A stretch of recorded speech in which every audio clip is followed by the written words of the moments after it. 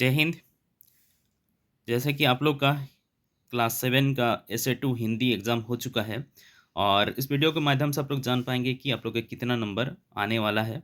तो चलिए देखते हैं प्रश्न और उसका उत्तर। तो यहाँ पे देखिए खंड क में आप लोग का 4 प्रश्न है ऑब्जेक्टिव वाला। तो इसमें पहला प्रश्न, निम्न में से बहुब्रीहि समास का उदाहरण कौन-सा है? तो यहाँ पे आपका पीताम्बर, दशानन, गोपाल सभी का एक अलग नाम आता है। इसको 2 खंड में बाँट सकते हैं।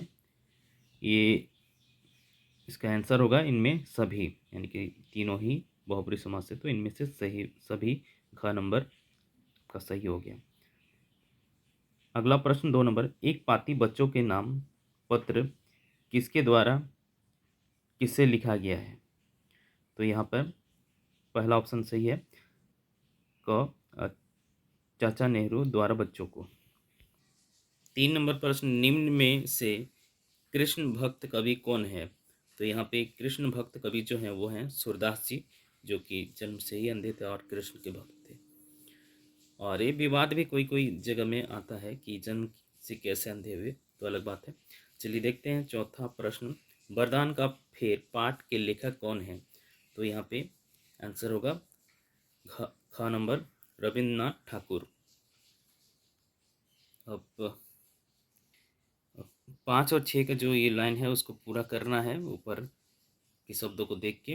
तो देखिए 5 नंबर में आपका पहला भराएगा नीतियाँ, फिर उसके बाद मनुष्य, और 6 में शैतानी और ताजगी भराएगा।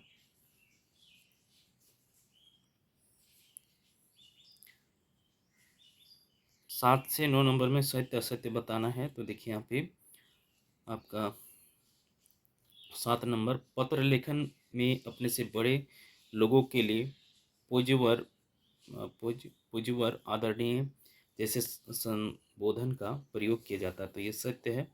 और 8 नंबर में बीज गोपाल सिंह नेपाली द्वारा रचित कविता है। इसमें कवि ने पीपल के बीज के माध्यम से जीवन की उत्पत्ति, विकास एवं संघर्ष की ओर संकेत किया है, तो ये भी सत्य है।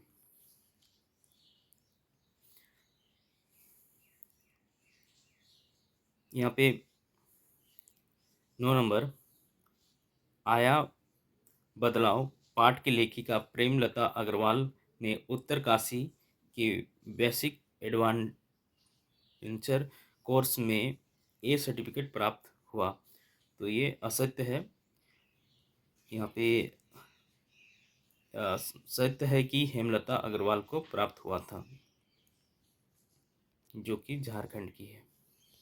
अगला प्रश्न में स्तंभ अ और ब को मिलाना है। तो देखिए यहाँ पे स्तंभ अ और ब में क में है फिर ये स्तंभ ब से मेल होगा। 2 नंबर, पुनरुक्त शब्द है, 2 बार आया इसलिए।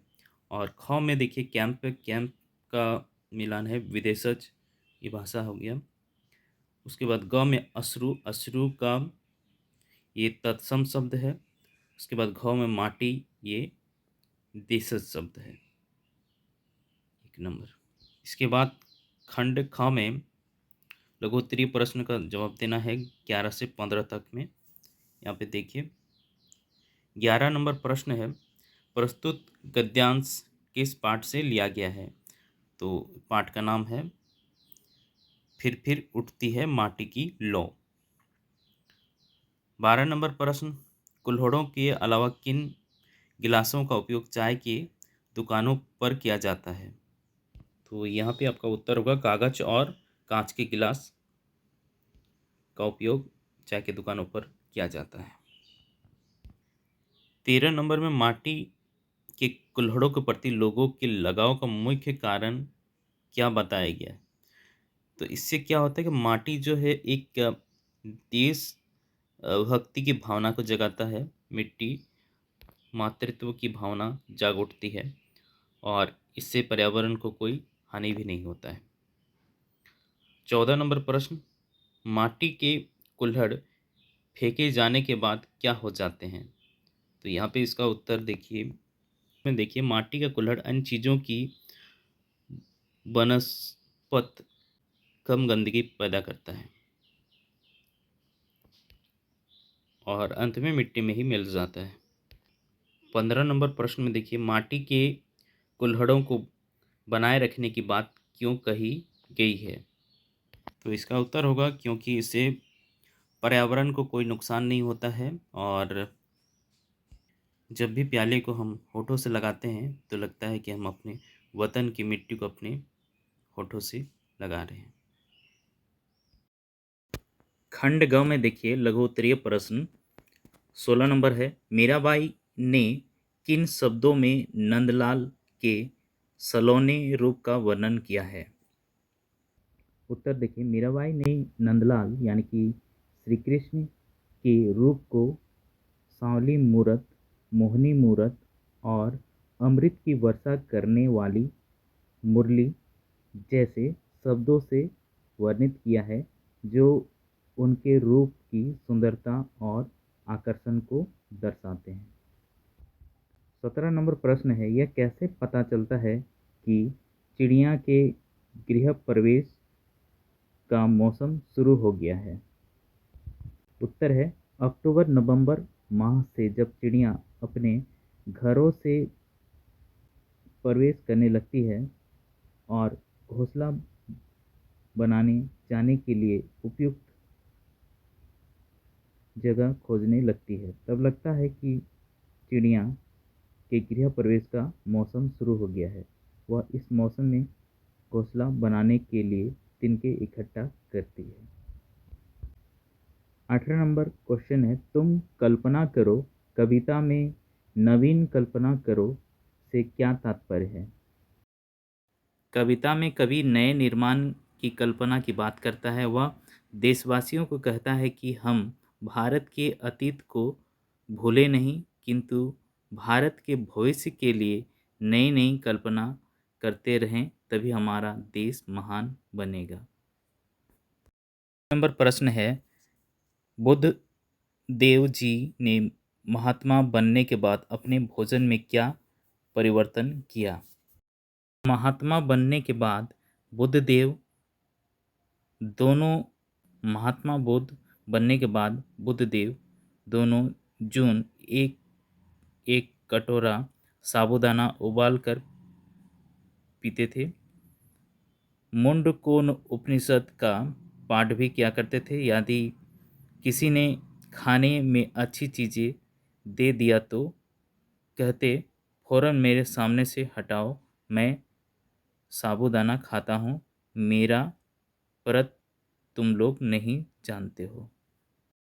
20 नंबर प्रश्न है, राजा ने तोते को शिक्षा देना क्यों आवश्यक समझा? उत्तर देखिए, राजा ने तोते को शिक्षा देना आवश्यक समझा क्योंकि तोता बड़ा मूर्ख था। वह गाता तो था पर शास्त्र नहीं पढ़ता था, उछलता था, कूदता था, उड़ता था, पर यह नहीं जानता था कि कायदा कानून किसे कहते हैं। इसलिए राजा ने कहा कि ऐसा तोता किस काम का, इसे लाभ तो कोई नहीं, हानि जरूर है। जंगल के फल खा जाता है, जिससे राजा मंडी के फल बाजार में टोटा पड़ जाता है। इस तोते को शिक्षा दो। यहाँ पे टोटा में थोड़ा मिस्टेक लग रहा है। आगे खंड घ दीर्घ उत्तरीय प्रश्न है 21 नंबर, फिर उठती है माटी की लो के लेखक ने माटी से नई नई वस्तुओं के बनने को शुभ लक्षण क्यों माना है? लेखक ने माटी से नए नए वस्तुओं के बनने को शुभ लक्षण माना है क्योंकि यह दिए कितने लाख या करोड़ हर साक्ष्य बनते होंगे, घर साक्ष्य बनते होंगे। आधुनिक काल में अब नई नई नई चीज़ें भी माटी से बनने लगी हैं या बनवाई जाने लगी हैं। नंबर प्रश्न है, मुक्ति कहानी के आधार पर सिद्ध कीजिए कि मुक्ति का सुख केवल मुक्ति पाने वाले को ही नहीं मिलता, बल्कि उनको भी प्राप्त होता है जो दूसरों को मुक्त कराने में सहायक होते हैं। उत्तर है, लेखक ने जब पड़ोसी की खिड़की फोड़कर चिड़िया और उसके बच्चे को जिलवा दिया तो उसे आत्मसंतुष्टि हुई कि मुक्ति का सुख लेकर केवल मुक्ति पाने वाले को ही नहीं, मुक्तिदाता को अधिक संतुष्ट करता है। उसी तरह जैसे लेखक आज महसूस कर रहा था। थोड़ा-थोड़ा मिस्टेक हो गया है। 23 नंबर प्रश्न है, कैंप से आने के बाद आया बदलाव पाठ की लेखिका की जीवन के प्रति सोच में क्या परिवर्तन आया? उत्तर है जीवन की क्षमताओं एवं आकांक्षाओं को एक के प्रति लेखिका की सोच में सकारात्मक परिवर्तन आया। अब वह उन कामों को करने में भी शर्म महसूस नहीं करती जो पहले करती ही नहीं थी। इस तरह उनका जीवन के प्रति सोच में परिवर्तन आया। 24 नंबर प्रश्न है, माता पिता की मृत्यु के बाद कुष्मांड सेन के दिन किस प्रकार बीतने लगे? माता पिता की मृत्यु के बाद कुष्मांड जी खूब रोए, पागल की तरह घूमने लगे, घर नहीं जाते थे, खाना पीना त्याग दिया, पन्ही पगड़ी से कोई सरोकार नहीं, फटी लोंगटी पहनकर घूमते थे, अर्थात उनका दिन फटे हाली में बीतने लगा। तो आप लोग कमेंट करके बताइएगा कि आप लोग का जो एग्ज़ाम दिए हैं इस पे कितना नंबर आएगा, और लाइक कीजिएगा। मिलते हैं अगले वीडियो में, तब तक के लिए टेक केयर, बाय, जय हिंद, जय भारत।